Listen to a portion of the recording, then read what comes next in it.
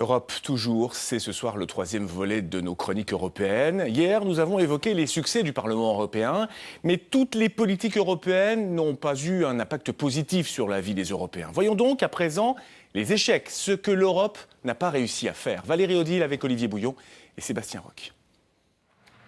Si le Parlement européen a réussi, on l'a vu hier, à améliorer la vie des citoyens européens dans certains domaines, ce n'est pas le cas pour l'ensemble des politiques européennes.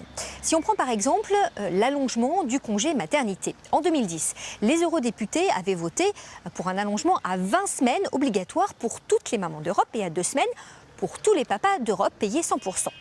Oui, mais ils n'ont pas réussi à convaincre les gouvernements des 28 États membres qui ont leur mot à dire. Ils ont jugé cette mesure beaucoup trop chère et ils n'ont pas signé. Résultat, aujourd'hui, le congé maternité reste à 14 semaines en Europe. Il est de 16 en France, je le rappelle. Alors cet échec de l'allongement du congé maternité, ce n'est pas le seul échec de la dernière mandature. Regardez.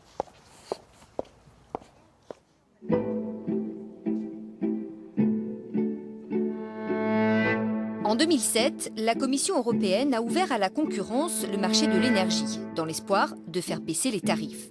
7 ans plus tard, le bilan est contrasté. Les prix du gaz et de l'électricité sont plutôt en hausse qu'en baisse.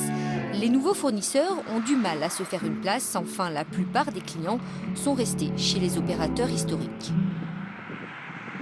L'espoir de la Commission européenne, notamment de libéraliser le marché de l'énergie et que ça profite aux consommateurs, est un échec absolu. Il est difficile de faire de la concurrence quand vous avez 2 producteurs les plus importants majeurs qui fabriquent, on va dire, 95 à 98% de l'énergie en France. Et ça me paraît quasiment impossible de faire de la concurrence quand les producteurs sont également des vendeurs. Donc je veux dire, à ce moment-là, c'est de la fausse concurrence.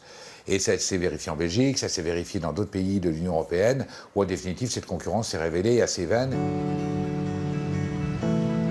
Il y a d'abord eu la Grèce, puis d'autres pays ont suivi. L'Irlande, l'Espagne, le Portugal et maintenant c'est la France qui doit mener une politique d'austérité. Gel des retraites, gel des salaires, 50 milliards d'euros d'économies pour ramener le déficit du pays sous la barre des 3% du PIB. Des plans de rigueur très mal vécus par les citoyens européens, très critiqués aussi par de nombreux députés. Les socialistes, les écologistes et même le président du Parlement européen, Martin Schulz.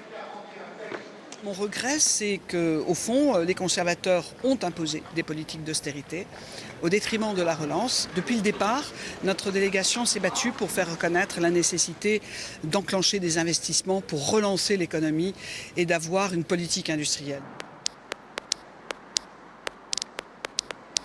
On a dû faire face sur ce mandat aux égoïsmes nationaux qui ne nous ont pas permis de pouvoir nous coordonner pour avoir une politique ambitieuse à l'échelle de l'Union européenne, particulièrement dans le domaine de la sidérurgie. Et ce sont ces égoïsmes nationaux qui ont permis à ArcelorMittal Europe de gagner sur le terrain à Florange, en Lorraine, mais également en Belgique, en Espagne, au Luxembourg.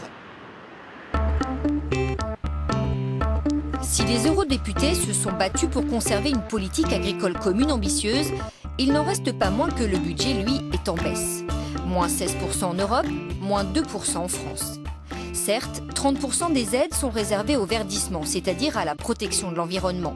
Mais la PAC est passée à côté d'un défi important, encourager la culture de protéines végétales comme le pois ou la luzerne.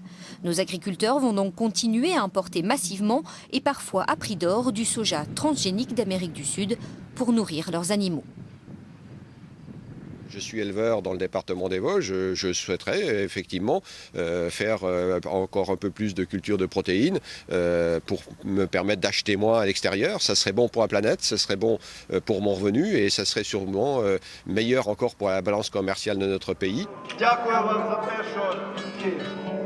Dans ses relations avec le reste du monde, l'Europe a du mal souvent à parler d'une seule voix.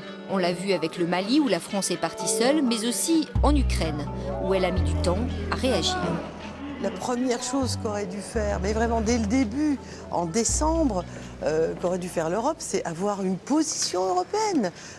Et pas seulement venir à Kiev, mais aller voir Poutine tout de suite. Et ces choses-là n'ont pas été faites. Nous n'avons pas de force dans la politique des affaires étrangères. Donc pour moi, c'est également un échec important.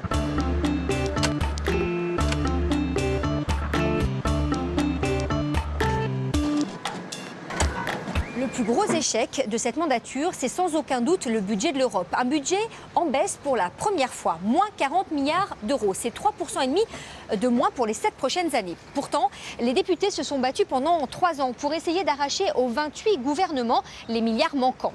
Résultat, eh bien, les eurodéputés qui seront élus le 25 mai prochain devront faire beaucoup mieux, beaucoup plus, mais avec un plus petit budget.